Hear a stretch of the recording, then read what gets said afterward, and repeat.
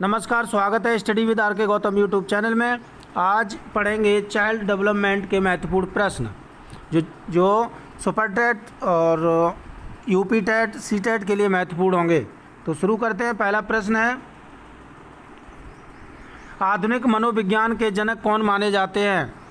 तो ये माने जाते हैं विलियम जेम्स। अगला प्रश्न है, ईगो लिबिडो का क्या अर्थ है? तो ईगो लिबिडो का अर्थ है आत्म प्रेम।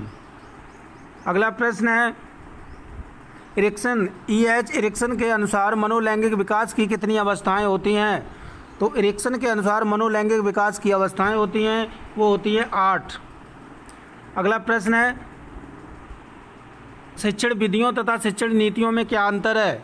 तो इसमें प्रारूप का, सिद्धांतों का, उद्देश्यों का या पाठ्यवस्तु का? इसका सही आंसर है उद्देश्यों का।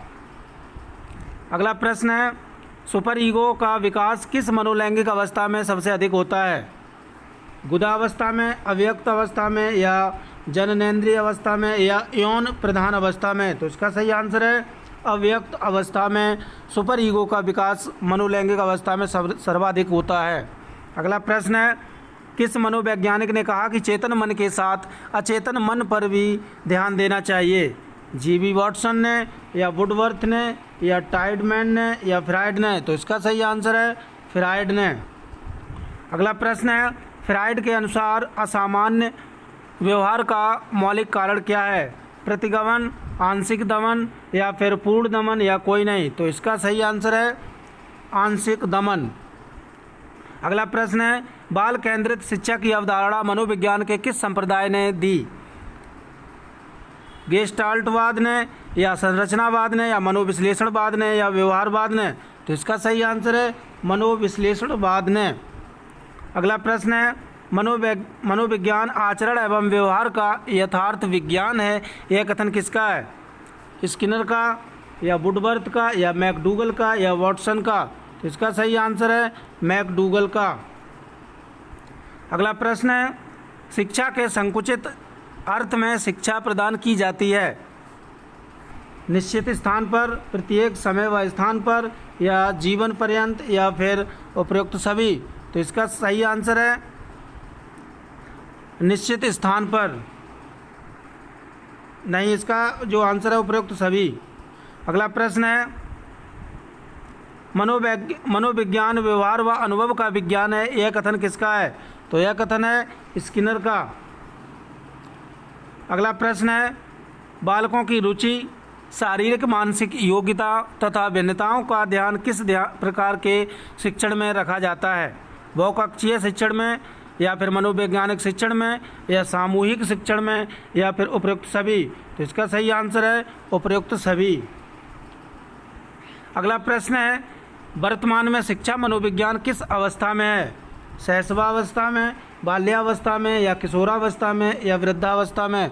तो इसका सही आंसर है शैशवावस्था में। वर्तमान में शिक्षा मनोविज्ञान जो है वो शैशवावस्था में है।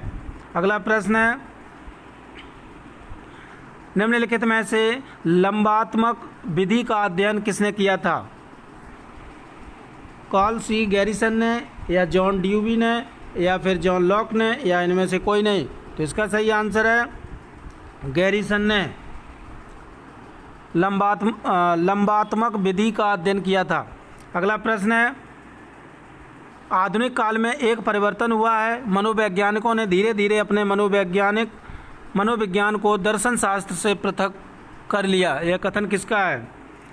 रायबर्न का, ड्यूवी का या फिर इमविल का या गैरिट का? तो इसका सही आंसर है रायबर्न का।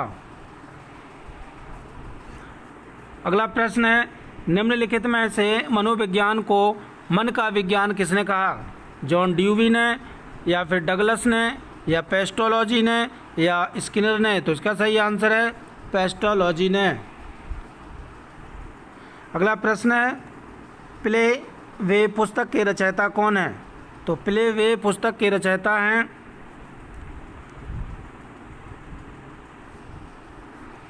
Henry Caldwell cook. अगला प्रश्न है, निम्नलिखित में से शिक्षा का केंद्र बिंदु क्या है? तो शिक्षा का केंद्र बिंदु होता है बालक। अगला प्रश्न है, किस विधि में प्रयोग के दौरान व्यक्ति का मस्तिष्क दो भागों में विभाजित हो जाता है, जिसमें एक भाग निरीक्षण करता है तथा दूसरे भाग का निरीक्षण किया जाता है? अंतःदर्शन, जीवन इतिहास, प्रयोगात्मक या चरित्र लेखन। तो इसका सही आंसर है अंतःदर्शन। अगला प्रश्न है, स्किनर किस देश के वैज्ञानिक थे? जापान के, अमेरिका के, या इंग्लैंड के, या इटली के? इसका सही आंसर है अमेरिका के। तो ये थे महत्वपूर्ण 20 प्रश्न अच्छे लगे हो तो लाइक और सब्सक्राइब और बेल आइकन ज़रूर दबाएं। Thank you.